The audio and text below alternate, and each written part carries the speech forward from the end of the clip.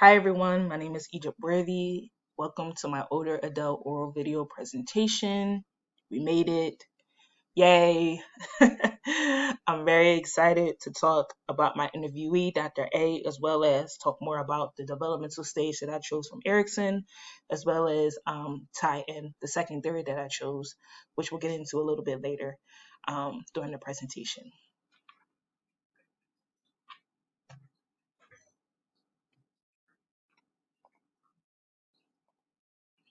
So the developmental stage that I chose from Erickson is middle adulthood. And middle adulthood is right after early young adulthood and right before older age. So we're right in the middle before we get to that older age stage. And middle adulthood is usually around 40s, somewhat to our like mid 60s.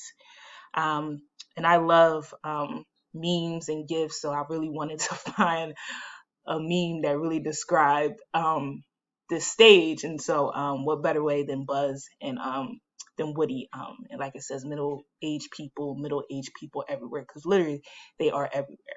Um, and so, usually, people around this stage of their life are really focusing on the people around them, how they can best support their family, their community, as well as use their own personal experiences to create change. Um, with that being said, there are moments of stress. There are moments of life challenges that occur during this stage, whether it's health, romantic relationships, or employment.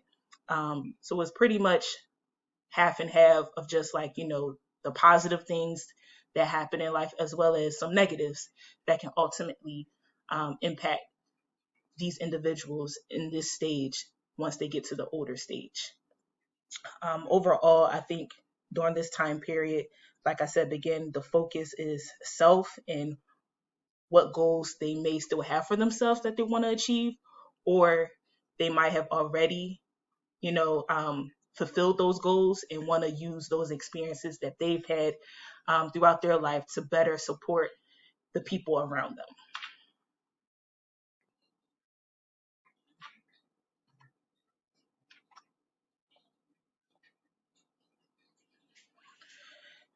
So during middle adulthood, again, during this stage, we're really focusing on family, community, and how to best use our own life experiences to create change, whether it's with family, community, uh, or with other people outside of these two buckets.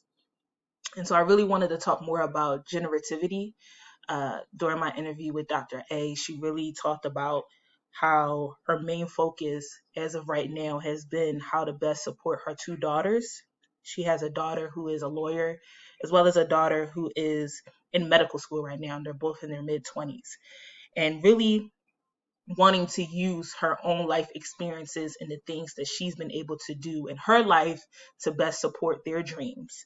So her one daughter, who is a lawyer currently right now, really wants to work on creating change within the jail system, the prison system, with mass incarceration, as well as her other daughter, who is in medical school to be a doctor. She really wants to work on providing under-resourced communities with the proper tools um, to use better nutrition.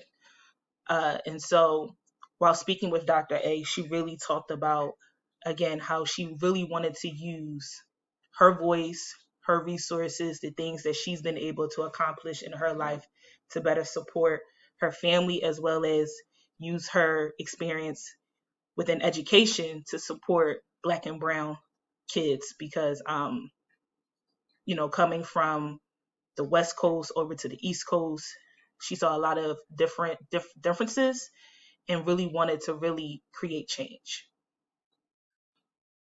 And while interviewing Dr. A, she said something that I really thought was very powerful. She said during the interview, education is one of the ways to freedom. And she seemed to be very optimistic as far as where the world is right now and really wanting to be a part of that change. And so I think that was one of the biggest takeaways um, from our interview.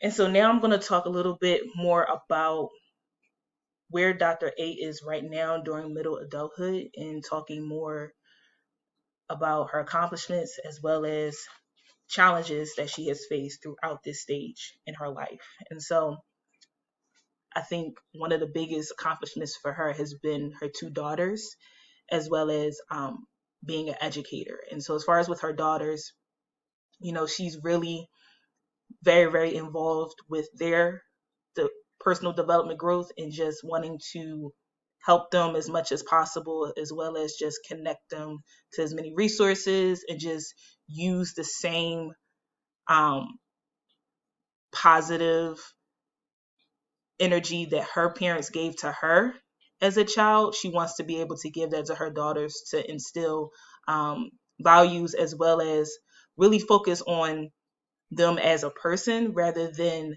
um, wanting them to be successful. And I think from the interview, Dr. A really talked a lot about wanting to instill values and those morals with her daughters, because she really wanted them to just be good human beings at the end of the day, as well as really striving to create change using her background in education. She's a sixth, seventh, eighth grade science teacher.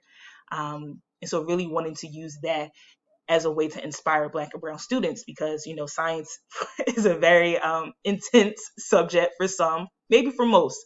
And so wanting to use those experiences that she used while living in California, and when she moved over to the East Coast, to really use what she has been able to learn over the years to help under resourced students um, in urban communities. As well as I put health, because that's something that we talked about as well, wanting to really make sure that she wanted to take care of herself so that way she is present to do all these things that she still wants to do. So making sure she's taking care of her nutrition and exercising, because she is at a stage of her life where potentially there could be some health challenges. um, and so, as far as with the challenges that she has been faced with while in this stage, has been she is a divorcee. She got divorced a little bit right after her daughters were born.